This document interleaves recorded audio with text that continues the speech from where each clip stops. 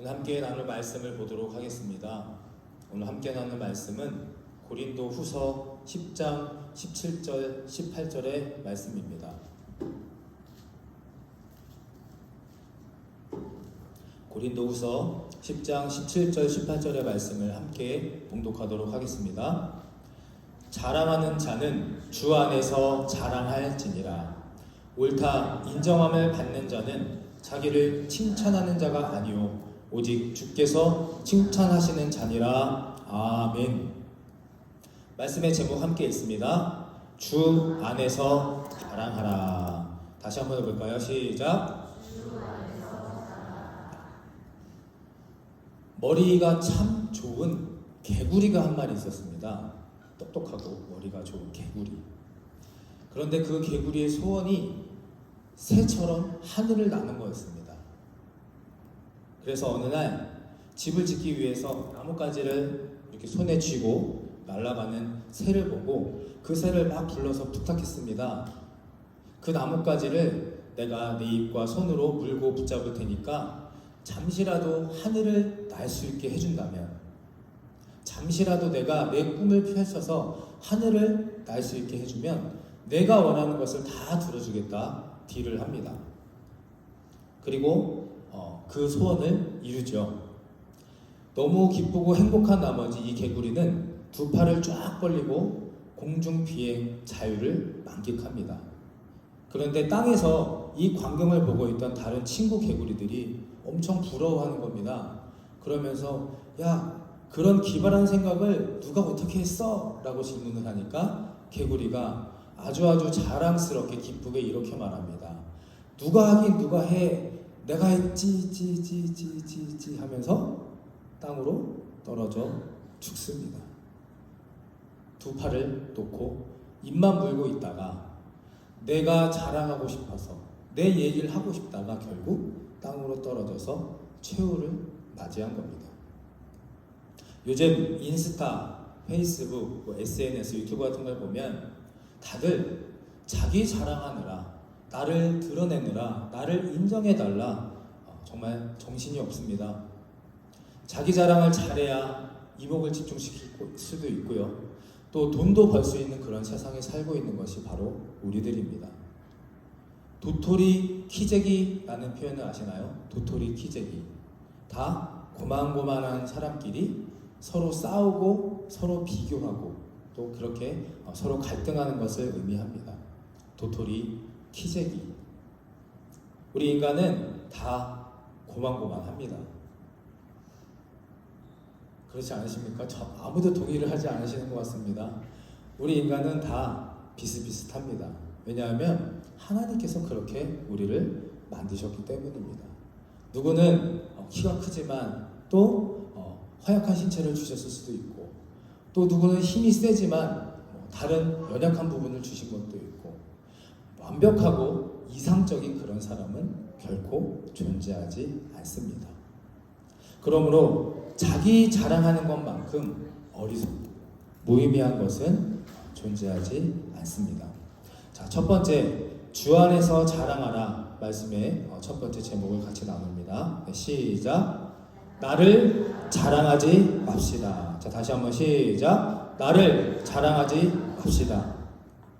고린도후서 10장 15절, 우리는 남의 수고를 가지고 분수 이상의 자랑을 하는 것이 아니라 오직 너의 믿음이 자랄수록 우리의 규범을 따라 너희 가운데서 더욱 풍성하여지기를 바라노라. 아멘.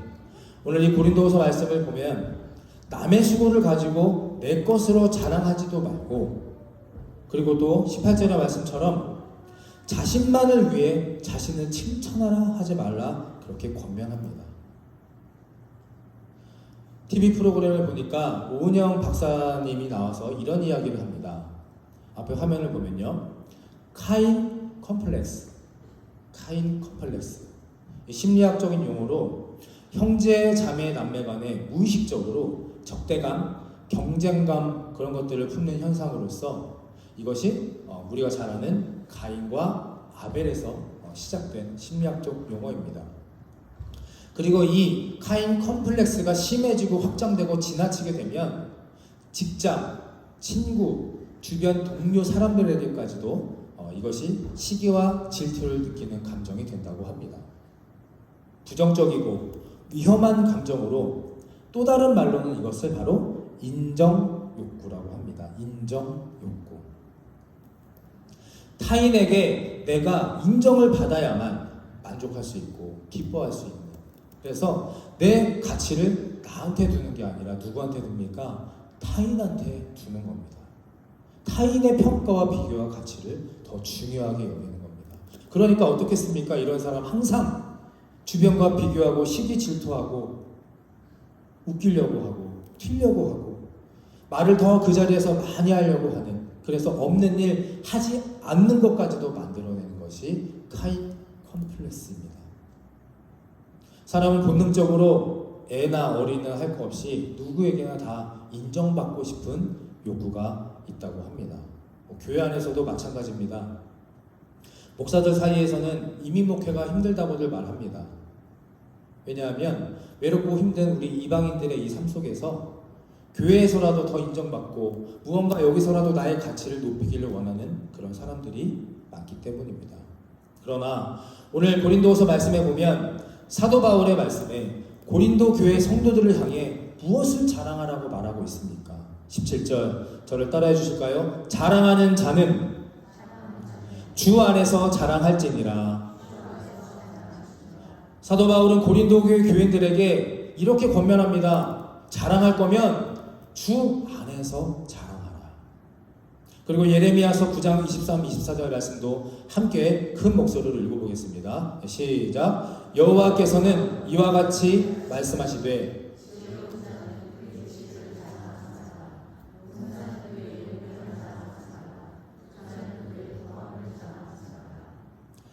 자랑하는 자는 이것으로 자랑할지니 곧 명철하여 나를 아는 것과 나 여호와는 사랑과 정의와 공의를 땅에 행하는 자인 줄 깨닫는 것이라. 나는 이 일을 기뻐하노라. 여호와의 말씀이니라. 아멘. 무엇을 자랑하고 말합니까? 지혜, 용맹, 돈도 자랑하지 말고 오직 하나님을 아는 것과 내가 하나님을 경험한 것과 하나님의 사랑을 자랑하라고 그렇게 말하고 있습니다. 그러니까 우리가 내 믿음과 삶과 우리 교회 안에서 그 모든 것을 자랑할 때의 기준과 내용이 무엇이 되어야 하느냐? 바로 하나님이라는 겁니다. 그런데 이게 쉽습니까? 어렵습니까? 이게 어렵습니까? 어렵습니까? 어렵죠. 너무 어렵습니다. 그래서 우리 고린도후서 말씀을 보면 지금이나 2000년 전이나 똑같이 그곳에서도 그 교회에서도 고린도 교회 안에서도 갈등이 있었던 겁니다. 고린도 교회에 누가 세웠습니까? 사도 바울이 2차 전도 여행 때 창립했고 개척했고 그렇게 해서 시작된 부흥된 교회입니다. 많은 부흥과 또 많은 사역을 감당하고 있던 교회입니다. 그런데 그중 몇몇은 진짜 복음을 전하는 사도 바울을 반대하는 파가 그 안에도 있었다는 겁니다. 지나친 공로주의와 주인의식으로 하나님의 은혜로 하나님의 돌보심으로 하나님이 행하심으로 부흥한 이 교회를 마치 자신들의 능력과 열심으로 한 것처럼, 그래서 그 안에서 서로 당파를 지어서 싸움을 일으키는 무리가 그 안에도 있었다는 겁니다. 그래서 이 소식을 들은 바울이 고린도 교회로 갔지요. 그러나 그 교회에서 오히려 모욕당하고 쫓겨나는 신세가 됩니다. 그래서 바울은 에베소로 다시 쫓겨가서 디도라는 사람을 통해서 자신의 진심을 다해서 엄중한 사랑의 경고의 편지를 손수 써서 보내게 되는 것이 오늘 이 고린도후서의 내용입니다. 시간 관계상 다 읽고 말씀드릴 수는 없으나 그 중심된 내용은 딱 하나 이것입니다. 허탄한 자랑을 하지 말고, 허탄한 거짓이 많아 믿지 못할 자랑을 하지 말고 주 안에서 자랑할지니라. 아멘. 허탄한 자랑을 할 것이 아니라 오직 주 안에서 자랑해라 라는 겁니다. 그리고 이 진심이 통했고 성령 하나님께서 그 고린도 교회 안에 회개의 영을 부어주셔서 그 교회가 변화되는 기쁨의 소식을 들을 수 있게 된 겁니다. 야고보서 4장 16절 말씀, 너희가 허탄한 자랑을 하니 그러한 자랑은 다 악한 것이니라. 시편 20편 7절의 말씀도 함께 좀 읽어보겠습니다. 큰 목소리로 시작. 어떤 사람은 병거, 어떤 사람은 말을 의지하나 우리는 여호와 우리 하나님의 이름을 자랑하리로다. 아멘. 여러분들은 무엇을 자랑하며 살아가고 계십니까? 세상에서도 교회에서도 가정에서도 분명히 인정받고 싶고 내가 존중받고 싶고 높아지고 싶은 마음들이 있으실 텐데 과연 무엇을 자랑하며 살아가고 있으십니까? 제가 아는 어떤 목사님이 저에게 해주신 이야기입니다. 그 교회에 아주 부자이신 장로님이 한 분 계셨다고 합니다. 근데 이 장로님이 너무 그 자신의 재산을 자랑한 겁니다. 땅이 얼마 있고 집이 몇 채고 회의할 때마다 뭐 할 때마다 그렇게 많이 헌금도 하시고 많은 일도 하시겠지만 어쨌든 그 너무 많은 자랑을 계속해서 하다 못해 어느 날 회의 자리에서 또 그 자랑을 반복을 하니까 하나님 이거 어떻게 해야 될까요? 마음속으로 기도하다가 벽을 보니 캐나다 전체 지도가 벽에 딱 붙어 있더랍니다. 그래서 장로님에게 장로님 지금 말씀하신 그 땅이 저 지도에 어디 있습니까? 지금 말씀하신 집이 저 지도에 어디에 있는지 한번 찍어 좀 보시면 제가 확실하게 알 수 있을 것 같습니다. 그랬더니 장로님이 막 가서 보더니 아유 이거 보이지도 않아서 티나 나겠습니까? 그래서 이렇게 말했다고 합니다. 장로님 티도 안 나고 점도 보이지 않는 것이 우리들의 소유고 우리들의 재물입니다. 전 세계 지도도 아니고 캐나다 지도에도 표시가 안 나는 그 땅, 그 집 그렇게 자랑할 것이 될까요? 안 될까요? 안 될까요? 안 될까요? 감사하게도 장로님이 깨달으셔서 그 다음부터는 다시는 그 자랑을 하지 않으셨다고 합니다. 어떤 사람은 병거, 마차, 또 어떤 사람은 타고 다니는 말을 의지하나 저와 여러분 하나님의 성도 하나님의 자녀 구원받은 백성들은 오직 우리 여호와 우리 하나님의 이름을 자랑하리로다. 아멘. 타인에게 인정받기를 원하는 마음이 지나치거나 또 나를 자랑하기를 원하시거나 만약에 내가 지금까지 허탄한 자랑을 하고 그렇게 살아왔다면 오늘 사도 바울이 고린도 교회를 향한 그 일침 그리고 이 시편 기자의 고백을 다시 한번 묵상하시고 명심하게 되시기를 간절히 축원합니다. 자랑하려면 주 안에서 자랑할 것이니라. 자, 두 번째 함께 있습니다. 시작. 내 믿음이 전부가 아닙니다. 내 믿음이 전부가 아닙니다. 우리는 가끔 내 믿음을 자랑하려고 하는 욕심들이 있습니다. 제가 한국에 있을 때 용인 수지에서 청년부를 담당하는 전도사로 있었습니다. 어느 날 한 청년이 저를 찾아왔습니다. 그때 전도사였습니다. 전도사님 기도해 주십시오. 꼭 기도가 필요합니다. 제가 지금 MBC 아나운서 시험을 보러 가는데 벌써 6번째 최종 면접에서 떨어졌습니다. 오늘 7번째 최종 면접인데 목사님의 강력한 기도, 전도사님의 강력한 기도가 필요합니다. 둘이 손을 맞잡고 뜨겁게 기도했습니다. 제발 이 친구 합격시켜 주십시오. 감이 왔습니다. 느낌이 너무 좋습니다. 붙여주시겠다 느낌이 들었고 그래서 더 열심히 자신있게 청년부원들과 함께 그 시간에 그를 위해 열심히 기도합니다. 붙었을까요? 떨어졌을까요? 떨어졌을까요? 떨어졌을까요? 네, 예상과 같이 안타깝게 떨어졌습니다. 왜 떨어뜨리셨을까요? 전 이해가 정말 안 됐습니다. 그렇게 열심히 그 친구 준비했고 누가 봐도 부족함이 없고 성실했고 믿음도 너무 좋고 신실한데 그리고 게다가 내가 기도했는데 몇 날을 답답함과 무안함으로 지내다가 어느 날 기도 시간 하나님이 저에게 이렇게 물으셨습니다. 왜 내가 합격시켜야 되는데? 왜 내가 합격시켜야 하는데? 제 대답은 딱 한 가지였습니다. 하나님, 제가 기도했잖아요. 사람들 다 보는 데서 능력의 종이라고 그렇게 열심히 큰 소리로 기도했는데 제 자존심이 걸린 문제였던 겁니다. 그런데 그렇게 한참 1년의 시간이 또 지나고 다시 그 청년이 또 찾아왔습니다. 목사님, 기도해 주십시오. 이번에도 KBS입니다. 마지막 최종 면접의 날입니다. 제가 기도했을까요? 안 했을까요? 기도했습니다. 어떻게 안 하겠습니까? 그래도 열심히 또 기도했습니다. 그리고 그 청년이 최종 발표가 난 그날 교회로 저를 찾아왔습니다. 그리고 청년이 오자마자 잠깐만 목사님 기다리십시오 하고 본당에 가서 앞자리에서 무릎을 꿇고 통곡하면서 감사와 기쁨의 기도를 드리는 것을 뒤에서 물끄러미 제가 바라봅니다. 붙은 겁니다. 1년 만에 하나님께서 저에게 답을 주셨습니다. 내가 이때를 기다렸다. 내가 이때를 기다렸다. 1년 전에 내가 만약 쟤를 합격시켰으면 저 청년은 절대로 무릎 꿇고 이 시간 기도하지 않습니다. 하나님은 저와 여러분들을 통해서 영광 받으시기를 원하시는 분이십니다.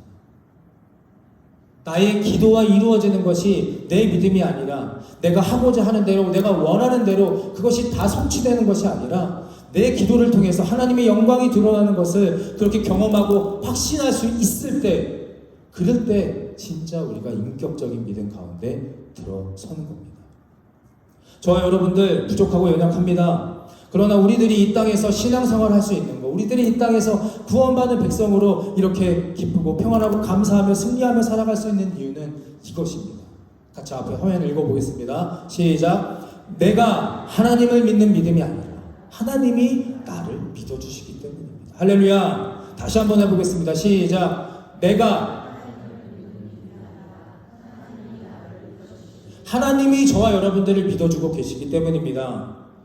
교회 아무리 다녀도 변하지 않는 분 계십니다. 저 역시 그랬습니다. 제가 목사들로 평생을 살아도 안 됐습니다. 왜요? 내가 믿으려고 하니까요.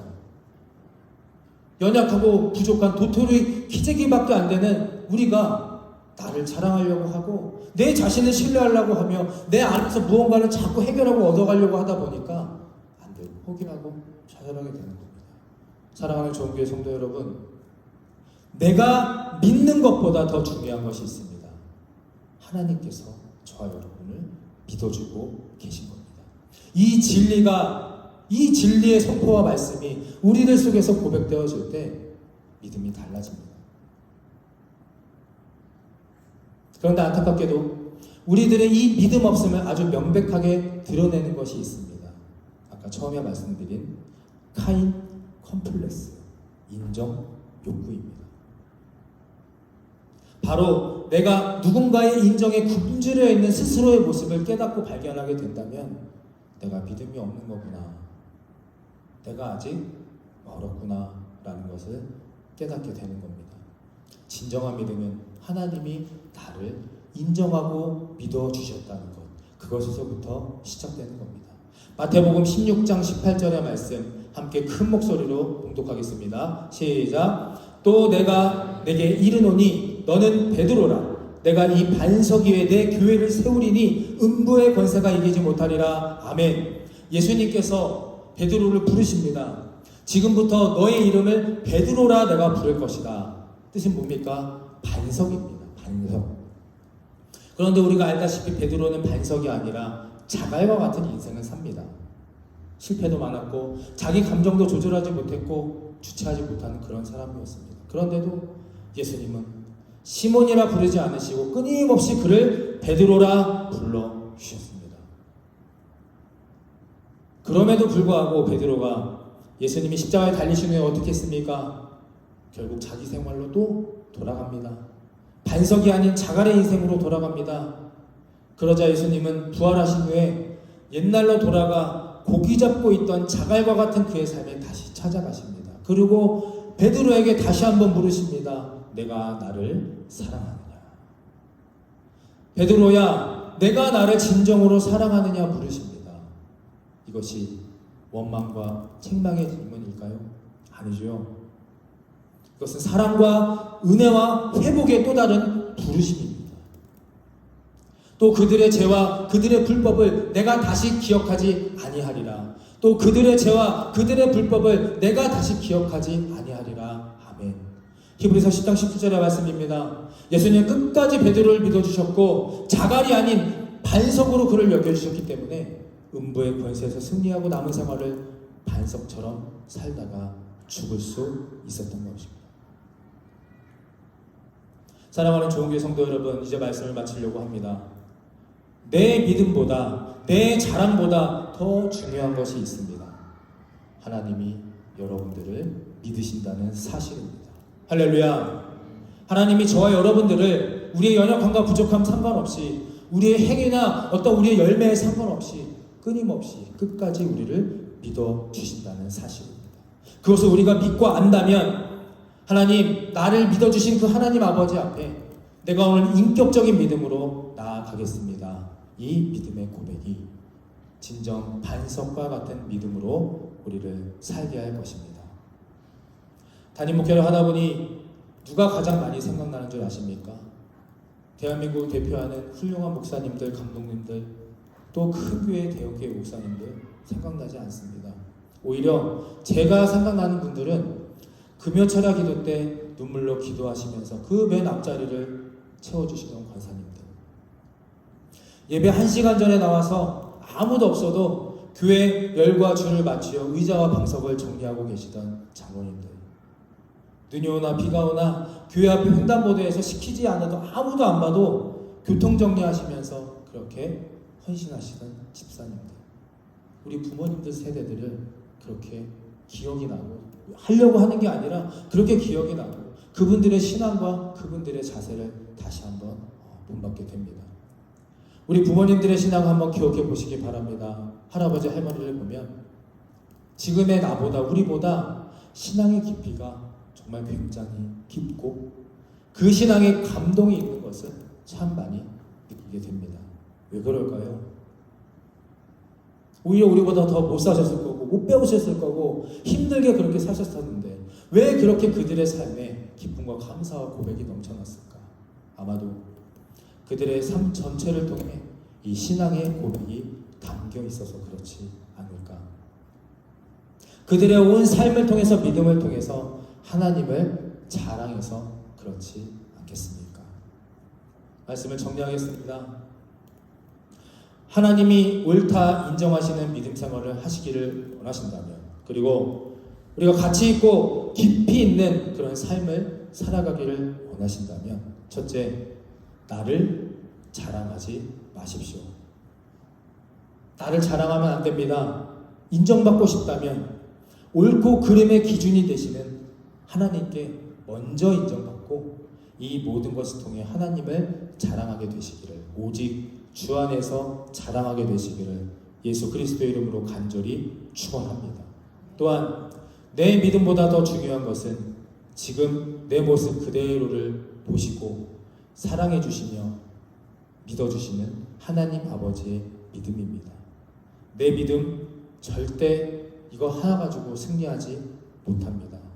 자갈이 아닌 반석과 같은 믿음으로 우리 모두가 음부의 권세를 물리치고 승리하는 복된 평안의 삶을 살아가게 되시기를 다시 한번 간절히 예수 그리스도의 이름으로 축원합니다. 아멘. 영상 보시고 찬양하도록 하겠습니다.